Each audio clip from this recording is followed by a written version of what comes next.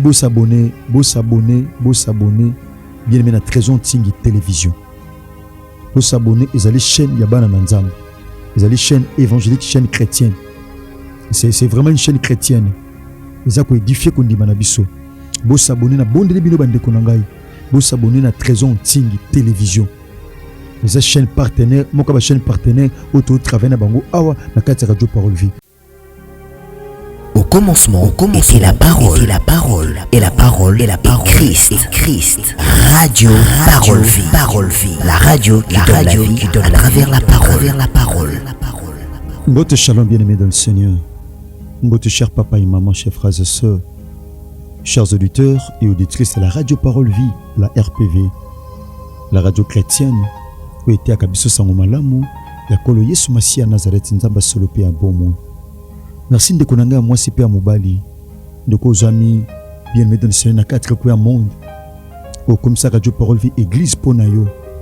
Bien-aimés dans le Seigneur, parfait pas besoin église ezate. Bon, au Yamba Radio Parole Vie, nanda konayo na musala, la maison commerciale, Kole Soumassia Nazareth Amono Pasalo Bolam. Bien-aimés dans le Seigneur, na tonsami na sengo côté abiso sango malamu mokolo alelo. Bien-aimés dans le Seigneur, kolani sama tem otobandaki lobby na sima kosilisa 4 jours ya le sambo tozaki na ngwe kokila bile ina ba famille. Bongo lobby tobandaki tem ozali le Dieu des oubliés. Nzambi ya baltoyo babosana bango. On les alliés mamali kam auto bandaki lobby par la grâce de Dieu.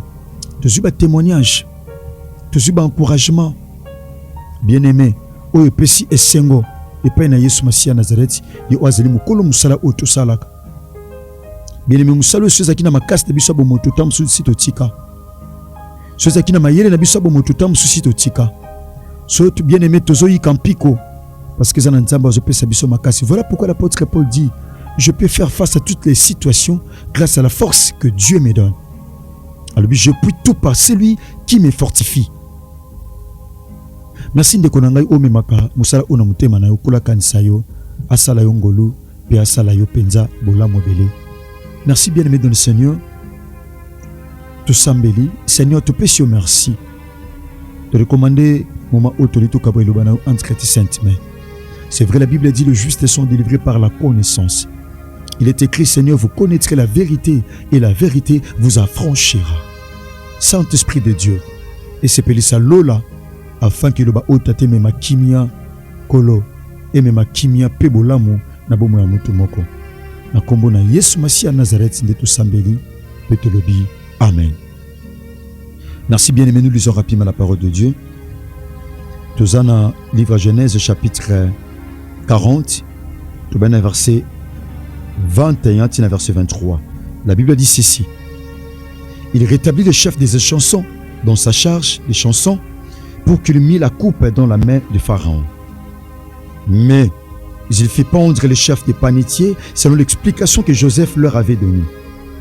Le chef des chansons ne pensa plus à Joseph. Il l'oublia. Que Jésus-Christ de Nazareth bénisse cette parole que nous venons de lire. Bien-aimé dans le Seigneur, Mamali Kamtozolo Belezali, le Dieu des oubliés. N'engana rappelons mon frère et ma soeur, Nzambo Tondimela, Azala Kotaba forte, Mazala Kotaba faible. Azalaka Kotaba riche, Mazala pe Kotaba pauvre. Azalaka Kotaba Tuba Zouate, Azala pe Kotaba Tuba Zanga. Bien-aimé dans le Seigneur, Nzambo Tondimela azalaka mingi nangamba ba faible. Azaka nangamba ba forte. Bien-aimé Tom Sosa ko se sentir faible. Na likamoko songolo na domaine moko mpakala, on a comme si on a sous-estimé, on a comme si on a rejeté, on a comme si bien-aimé dans le Seigneur, on a abandonné. Bien-aimé, eza lobi yango. Abi mama ozo melisa mwana akoki ko bossa na mwana. Akoki ko bossa na mwana. Mais Nzambe abosa na kamopona te. Yaya batu bako bosa na yo. Baninga bako bosa na yo. Fiancé ko bosa na yo. Ba parents bako bosa na yo. Bien-aimé dans le Seigneur, bandeko bako bosa na yo. Baninga bako bosa na yo. Ba relation ekoki pe ko bosa na yo. Mais zana mutu moko bien-aimé dans le Seigneur abosa na kabatute. eza Yesu Masi à Nazareth molongi ya Golgotha nzamba matana croix pe akokisa nyonso aloba Père tout est accompli. Bien-aimé mukili to vivre bien-aimé nango simbe loko ma mutu ezake mukili otozo vivre eza mukili ya intérêt monde otozo vivre bien-aimé dans le Seigneur eza monde ya intérêt. Bien-aimé tobi le Dieu des oubliés. Oublié. Bien-aimé dans le Seigneur eza verbe où ezali perdre le souvenir de quelque chose. So tolobi na bosani eza lokola souvenir ya eloko moko songolo elongwe na mutu na yo. Kolongola souvenir o esengelo zala nango soki elongwe nde yangwana o bien-aimé o bosani. Yangwana nde oublié o bana bosanaki. La faina sali kambutel mena bosanaki. La faina zong sali kambutel mena bosanaki. Bien-aimé Kobosana, bien-aimé dans le Seigneur, yaya, yangona tobengi oublié. Ezapena ba tobele ba bosana ba rendez-vous o ezaka peu important na vie. Écoutez bango peu cher parfois.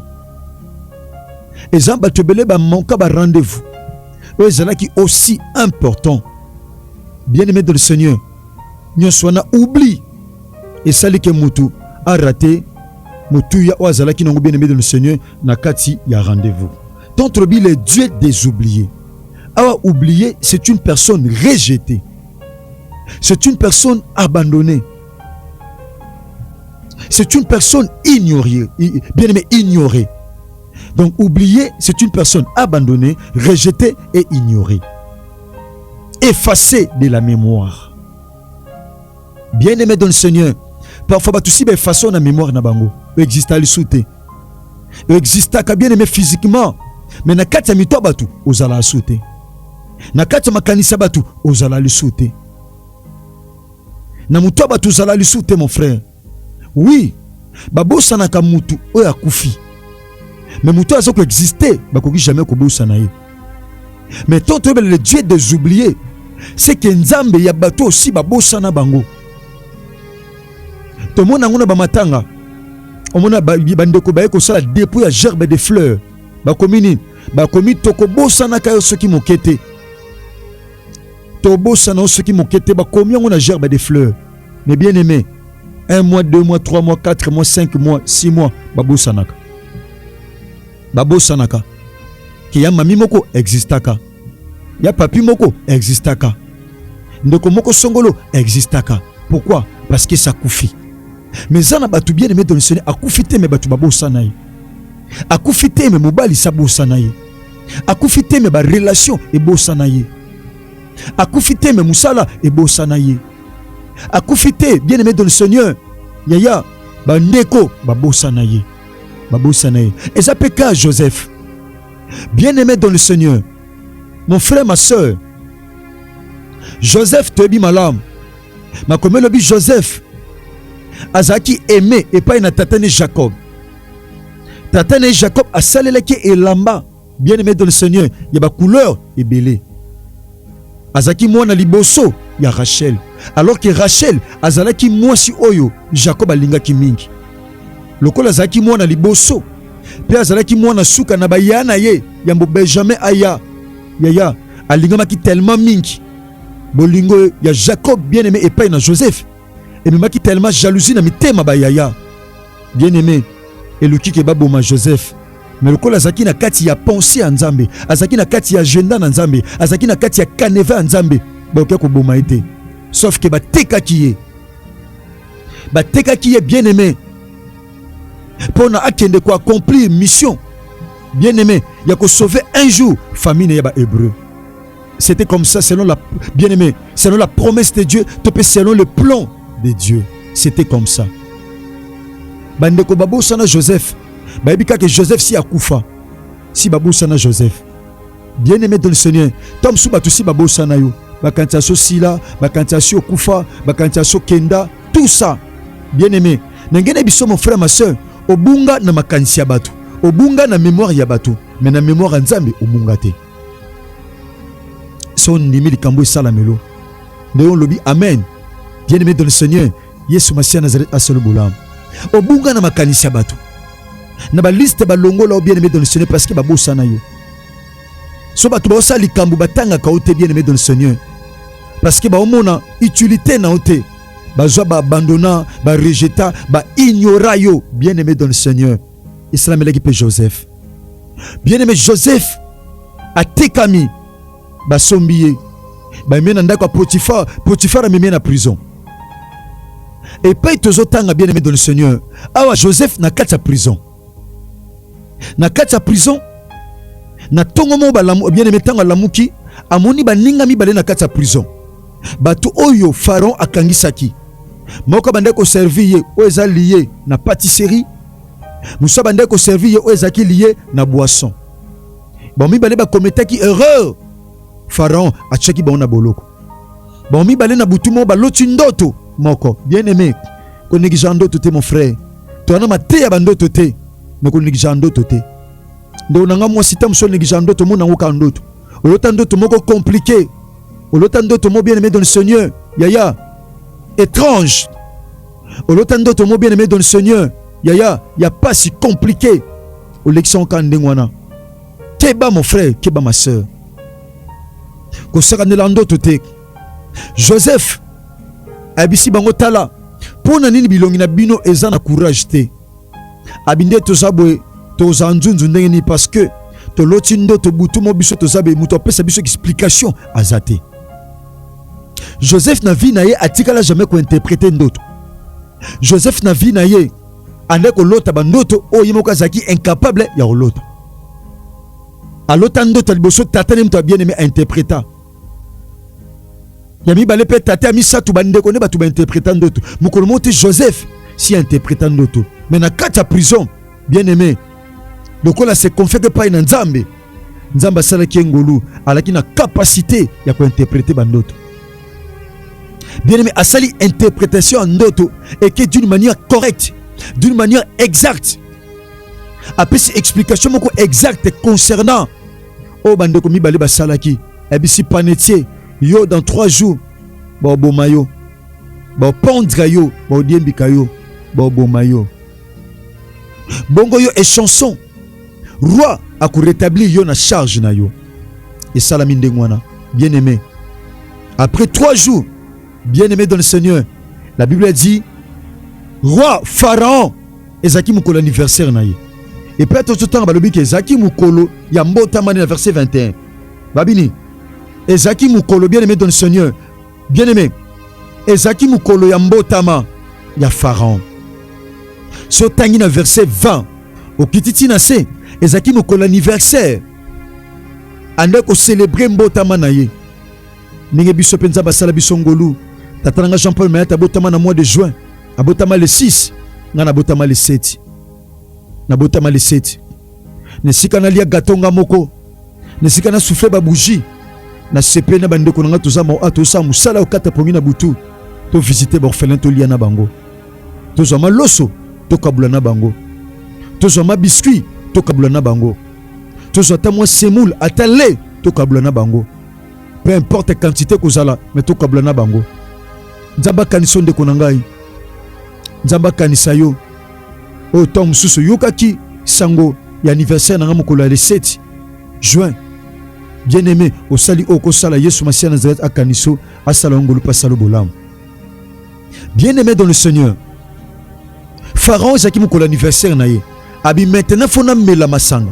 Muto servir nga masanga fabi na prison. Bien-aimé, la Bible dit Pharaon a sali lettre, a pesi ordre. Bien-aimé, chanson abimi na prison. Roi azongisi na musala panetier babomiye. La Bible dit tango azobima Joseph yaya atikali na prison. Nesika penser na Joseph. Nesika kanisa Joseph. La Bible dit ceci bien-aimé dans le Seigneur. Il ne pensa plus à Joseph. Il oublia. Oh, bien-aimé dans le Seigneur. Abimine na prison. Abosani muta suga qui une interprétation à songe. Bien-aimé dans le Seigneur, tamsu na vie au salaba tu bolombe babosa na yo. Tamsu na vie orienté ba tu mona bolombe au songolo babosa na yo. Yaya, tika babosa no mon frère, ma soeur. Mais un jour, ba lukayo. Ba luko mon frère, ba luko ma soeur, ba lukayo. Bien-aimé, Joseph atika na ba regret. Abitala lobelanga te pa na roi. Lobana tina nge pa na roi. Bien-aimé. Yaya. Et chanson bosana. Alongoli mémoire, alongoli souvenir. Yaya. Que Joseph moka zaki na boloko. Hébreu moka zaki na boloko. Oh muto abimisa zate. Oh muto ko intervenir azate. 2 ans. Yaya. Abimi 1 mois. 2 mois. 3 mois. 4 mois. 1 année coquille. Bien-aimé. Si 2 ans. Bien-aimé chanson. À Bossana Joseph. Mon frère, ma soeur. Tom sou pendant que non te sango malamba tout mon sala bolam na vie babo sana yo. Yaya. Tika babo sano mon frère. Tika babo sano ma soeur. Il y a un Dieu des oubliés. Bien-aimé dans le Seigneur. Nzambe mo azali. O azanza babato babo sana bango. Kombone Yesu Masia Nazareth. Tika bacho na ba oubliette, bien-aimé. Tika bacho na quarantaine, bien-aimé. Tika babo sana yo mon frère. Babo sana ma soeur. Bato babo sana bien-aimé. Ba olukayo. Joseph a fandi na prison. Azelaka secours et yakate. Azelaka lisungi et yakate. Joseph souki koli na prison. Joseph mandef koli na prison. Mandef bien-aimé et koli na prison. Joseph atikala. Bien-aimé dans le Seigneur. Nengene biso mon frère ma soeur. Parfois banda ko sala bolam na vie. Le pendant que non te asango malam. Olemba ko sala bolam. Olobina sala batu bolam obele. Bafutangi le côté. Bien-aimé dans le Seigneur, to sala kabola mouté pour bateau to sala bola bazong sabiso ango. Non. Non, non, non, non, c'est pas ça. To sala kabola mouté pour bateau to sala bola bazong sabiso ango. Ce n'est pas ça. Et ça moussena nzamba moka loba. Oko sala bola mu na Angola. Nzamba bukishongo na Brazzaville. Oko sala bola mu na Congo. Nzamba bukishongo na Gabon. Dieu est comme ça. Okosa bolamu na Congo central. Nzamba bukisi ongo na Équateur. Dieu est comme ça. Ma comme le bi oaza injuste a continuer na injustice. O pas juste a continuer na justice. Mais moko na moko ko futa me pa ina nzambe ko lanisa ma oazo sal. Bien-aimé dans le Seigneur, mon frère ma soeur, Joseph babosana ye. Nana bosana kiye eza muto bafanda na kati ya boloko. Muninga penza bazala kinaye. Ba partager qui n'est pas moment il y a souffrance, ba partager qui n'est pas moment il y a passi, ba partager qui n'est pas moment il y a emprisonnement, ba partager qui n'est pas moment passi. Mais bien-aimé de quoi bossani na Joseph, bien-aimé tika batu ba bossana yo, batu ba kipako lisute, batu ba boa kisayo, batu sala bolamu na vie. Bien-aimé dans le Seigneur, tam su ba boa kisayo. Mais nzambaza nzambazali mon frère, nzambaza ma soeur, comme tu m'samate ko beta pe mabakute ko le ba malobebele te mon frère ma soeur. Pour l'attitude, ton comportement ficha vis-à-vis na yo. Yaya, comme multiplier ma loba ma bête, comme multiplier ma murmurité, bien-aimé dans le Seigneur. Tikanzamba tellement. Job a le biango. Abi, je sais que mon Rédempteur est vivant. Il s'élèvera le dernier et il agira. C'est ce que Job avait dit. C'est ce que Job avait dit. Je sais que mon Rédempteur est vivant. Il s'élèvera le dernier et il agira. Bien-aimé, banan babo sono na vie. Banani si babo sanayo, bien-aimé. Joseph, Azélie, et le kozate. Mais un jour, la fallu yaya Pharaon l'otandoto. Pharaon l'otindoto. Bien-aimé dans le Seigneur, abosani nandoto. Il a fallu bien-aimé dans le Seigneur, ba magicien égyptien ba sangana. Ba magicien égyptien ba sangana. Asangisi bango yebisi bango tala. Na lotindoto. Mais na bosani yango. Naloti bandoto na bosani yango. Pe nazana posa. 1. Bo rappeler ndoto na loti. 2. Bo pesa une explication na yango. Yaya, la chose la plus impossible. La chose la plus difficile. Ndoto nga na loti te. Yaya, na rappelons mutu ndenge nini. Na pesa pe explication na koki ko pesa, mais ndoto est pratiquement impossible. Bien-aimé dans le Seigneur. Na bo moto est impossible. C'est impossible. Nzambe a lotisi ndoto pa na roi. Mais ndoto ngo yaya e kimi nyo sumbale. Ezaki na ba forme mi balé, mais ndoto kimi. Bien-aimé, bato mayili bazaki na kati Égypte, mais muto ko interpréter ndoto azate. Nazo biso mon frère ma soeur, moni bato babosa na vie. Nzambe ko créer circonstance pour bato babosa na yo. Bien-aimé dans le Seigneur, bakanisa usu na makanisi na bango. Nazo biso bato nyonso te mon frère ma soeur. Nazo biso ndeko bato babosa na Muto batuba rejeta. Bien-aimé dans le Seigneur, la Bible dit chaque chose a son temps. Et ça n'a tant bien aimé dans le Seigneur au kobima na mitu ya bato. Mais un jour, nzamba ozong sayo, le Dieu des oubliés a otelema mon frère, le Dieu des oubliés a otelema. Ma soeur, fiancé abandonna yo, atika yo, atika otamsu en Afrique, akenda en Europe, akenda en Amérique, akenda en Asie, akenda en Océanie, asala vie na mosusu, abosana yo. Mais un jour, bien aimé dans le Seigneur, un jour, nzamba otelemisa ye. A ozong sina kata makanisi nao. Bien aimé Joseph, na kata prison. Joseph azolela, ah, nano abimisa ngai. Roi aloti bandoto. Bien aimé, asangisi batu nyonso. Bien aimé, lokola obazaki ba magicien. Asangisi tous les magiciens mboka. Mutakozongisi, mutarappeler ndoto alotaki azalaki te. Abiso bosali makambo te na oboma bino. Mutu au rappeler ndoto azalaki te. Yaya, et chanson le bini. Et chanson, bien aimé, verset 41. Abi, je vais me rappeler les souvenirs de ma faute. Abi nalina me na rappeler souvenir ya faute na ngai. Andi ko betali solo ya prison et pas na roi. Abi roi, tant tozaki na boloko. Yambo ozongisanga awa na musala na osala. Na lotaki ndoto ezalaki boye. Muta peseki explication ya ndoto wana ezalaki un hébreu o tokutaki na kata prison. Biso tokutaki pe totikaki ye. Tokutaki pe totikaki apeseki biso interprétation à songe. Ezalaki d'une manière correcte. Azana capacité wana roi bengisa no mutu wana ne siko boma ba magicien bengisa mutu wana azakati na ba capacité ya ko interpréter bandoto kati na ba capacité ya ko interpréter bandoto. Merci bandeko nanga basi pe mibali, chers frères et sœurs, chers bien-aimés dans le Seigneur, chers papa et maman. To komi pratiquement na suka ya exhortation na biso ya tonga to pe abuto lelo to pe enseignement na biso. Tika bolingo ngolo pe bolamu ya Christ bana kobila bino les bujama qui partent à travers le monde entier pour que kanzambe na nzela nanga un simple instrument to ndima ki soki Christ a mizongilité bien aimé dans le Seigneur to kuta na bongo lobby jeudi la continuité ya ba enseignement oyo sur les dieux des oubliés. Tika Yesu Masia Nazareth mokonzi milimo wa bato asala bino ngolo pe bolamu soki mizongilité to kuta ni bongo lobby bon numéro na biso contact ezali plus 243 89 58 45 235. Ce Christ a mizongilité bien aimé dans le Seigneur, tout côté bongo lobby. Sinon, que Jésus-Christ de Nazareth vous bénisse. Merci. Au commencement était la parole, et la parole, et la parole, et la parole, Christ. Radio, parole vie, la radio qui donne la vie à travers la parole.